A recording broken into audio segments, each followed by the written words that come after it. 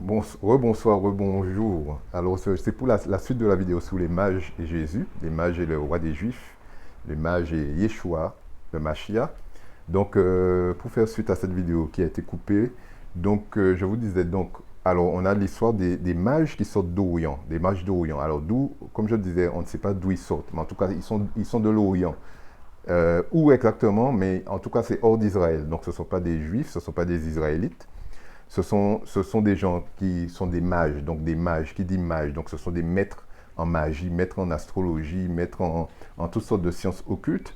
Donc ces gens-là, ils quittent leur pays parce que de leur pays, ils ont une information par leur étude des étoiles, parce qu'on parle des étoiles, donc on pense que c'est l'astrologie ou l'astronomie, parce que c'était lié aussi, hein, astronomie, astrologie faisait peut-être un seul corps, parce que nous, dans notre monde moderne, on fait la distinction entre astronomie et astrologie. Et ces gens-là, de leur pays, ils savent qu'il y a un roi qui vient de naître. Donc ils savent, et non seulement ils savent, mais ils font tout pour aller le voir, pour l'honorer, parce que ce qu'ils lui apportent, parce que le voyage qu'ils font, donc déjà, il faut voyager, ils transportent de l'or, de l'encens et de la myrrhe, ce sont des choses de très grande valeur. Donc comment ils sont arrivés? Alors avant de partir, on soupçonne peut-être je soupçonne qu'ils ont préparé leur voyage. Parce que quand vous faites des chemins, on ne sait pas combien de kilomètres ils ont fait, mais les chemins, ce ne sont pas des chemins sans risque. Ils peuvent avoir des brigands, sauf si c'est des chemins balisés par l'armée romaine. Ça, c'est possible aussi. Mais donc, il faut préparer le voyage, il faut s'organiser. Donc, ils savent que c'est en Israël. Ils savent que le roi des Juifs va naître en Israël. Par contre, ils ne savent pas où exactement en Israël. Donc, c'est pour ça qu'ils se disent, en arrivant en Israël, ben, nous, on sait qu'il y a un roi qui va naître en Israël. On ne sait pas exactement où. Notre étoile nous guide là, en Israël. Nos sciences nous disent que c'est en Israël, que c'est le roi des Juifs, mais on ne sait pas où on peut le trouver. Alors, pour ce faire, eh bien, pour gagner du temps, on va demander à ceux qui connaissent, ceux qui, comme nous, qui savent, ceux comme nous qui sont des connaissants, des sachants, des initiés aux sciences occultes, des initiés aux sciences de l'astrologie, des initiés à tout ce qui est des sciences de mystère. Donc on va leur poser la question. Et donc, il s'adresse au roi des Hérodes, qui est le roi des Juifs à l'époque, en pensant que ce roi est aussi initié aux sciences des mystères, initié à toutes ces choses. Donc le roi va leur répondre. Mais le roi ne sait, ne sait rien du tout. Il est même surpris par leur venue. Il est même surpris. Et lui, en secret, il demande aux sacrificateurs et aux scribes, donc les connaissants et les sachants de la terre d'Israël, où est-ce qu'il doit naître ce roi des Juifs. Et là, ces sachants qui savent quand même certaines choses, savent que selon les textes, il va naître à Bethléem. Il va naître à Bethléem. Mais quand, où précisément à Bethléem, mais au moins ils savent que c'est Bethléem. Donc il y a déjà une indication, ils ont déjà une indication, mais ils ne savent pas ni où ni quand. Et ni où précisément ni quand. Et là, donc les mages vont poursuivre leur chemin et seront guidés par une étoile qui va les guider au niveau où se trouve Jésus, sa mère, enfin là où il se trouve. Et donc ils sont guidés jusque-là par leur science qui est l'astrologie ou autre, ou toute science, et pour honorer ce roi des Juifs. Donc c'est ça qui est très très fort, c'est que vous avez des gens qui étudient des sciences, ces sciences-là leur révèlent qu'il y a un roi des Juifs qui vient de naître, ils sortent de leur pays, quittent leur pays, font un long chemin pour aller honorer et adorer ce roi avec des choses de très très grande valeur. Et vous avez des gens qui sont censés savoir, donc les sacrificateurs, les scribes et le roi d'Israël, le roi des Juifs qui est Hérode, qui ne sait rien. Et la seule chose, c'est que les connaissants, les sachants, les sacrificateurs et les scribes savent simplement qu'il doit naître à Bethléem, parce que selon les textes, c'est marqué ça. Mais ils ne savent pas quand, ils savent pas quand, ils savent qu'il doit naître, mais ils ne savent pas à quelle période. Alors que les mages savent qu'il est né. Vous voyez la différence? Donc les mages ont une plus grande connaissance. Ils savent. En fait, ils savent, alors que les sacrificateurs et les scribes savent simplement d'une manière livresque. Ils savent d'un livre, mais eux, les mages d'Orient, savent pas d'une manière livresque, ils savent par la pratique.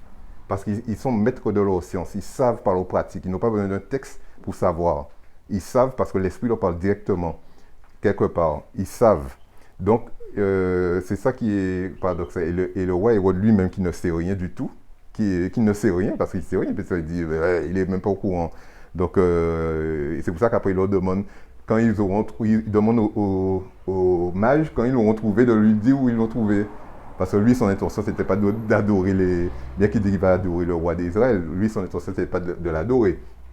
Mais voilà, donc, en fait, vous voyez que ce qui interpelle, c'est que ce sont des gens qui ne connaissent pas forcément, c'est pas écrit en tout cas, qui ne connaissent pas forcément le texte, qui ne connaissent pas forcément, qui ne connaissent pas le texte écrit, mais qui savent qu'il y a quelqu'un qui naît. Ils savent que c'est le Messie, ils savent que c'est le roi des Juifs, ils savent que c'est quelqu'un de valeur, de grande valeur, puisque par les offrandes qu'ils font à cet enfant, parce qu'il est encore bébé. Il est un bébé, on lui offre de l'encens, de l'or et de la myrrhe. Donc ils savent à qui ils s'adressent, ils savent à qui ils font des cadeaux, ils savent pourquoi ils viennent. Alors que ceux qui sont sur place, qui sont censés savoir, qui sont censés honorer, adorer ce roi des Juifs qui vient de naître, ne sont pas au courant.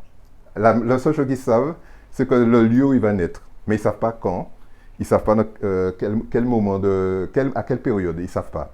Donc, c'est pour ça que je veux vous dire, il faut éviter les jugements envers toutes les personnes qui sont pas qui n'ont pas les mêmes manières de penser que vous, qui n'ont pas les mêmes, comment je vais dire, qui n'ont pas la même culture que vous, qui n'ont pas les mêmes points de référence que vous.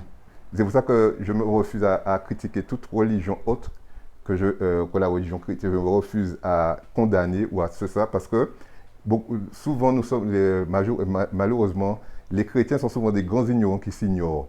Nous sommes souvent des ignorants qui s'ignorent. Nous ne savons pas le plus souvent, mais nous pensons que nous savons. C'est ça le plus grave. L'humilité, c'est quand on sait qu'on ne sait pas, qu'on est conscient qu'on ne sait pas. On sait, et plus on sait qu'on ne sait pas. C'est ça l'humilité.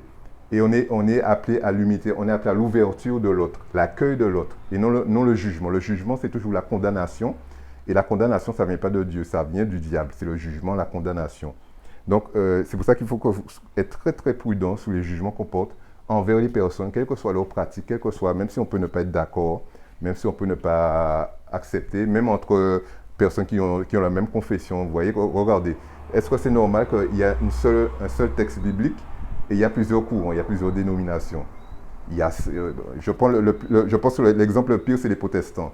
Il y a baptiste, il y a évangélique, il y a pentecôtiste, il y a adventiste, il y a mormon, il y a témoin de Jéhovah, il y a tellement de mouvements, luthériens, calvinistes, etc., etc., etc. Et pour une seule Bible, hein, il y a dans un seul courant, regardez, je parle des églises protestantes, regardez tous les mouvements qu'il y a. Donc c'est un problème d'interprétation aussi. Et chacun pense que sa version, c'est la bonne. Sa version est infaillible. Que sa manière d'interpréter les textes est infaillible. Et ça, je vous le dis, c'est faux. Il y a même ma manière d'interpréter, elle n'est pas infaillible. C'est ma manière d'interpréter. Et je reste humble pour quiconque discute avec moi. Et moi, je reste humble et ouvert. Parce que ça, c'est ma manière, mais je peux être changé demain. Parce que la révélation, elle est progressive. Comme l'univers est en mouvement, nous sommes toujours en mouvement. Nous allons de révélation en révélation. Nous avançons perpétuellement. Nous ne sommes pas dans l'immobilisme. Et tout ce qui est immobilisme, c'est toujours tout ce qui est statique, c'est appelé à la mort. Parce que tout ce qui est vivant et bouge.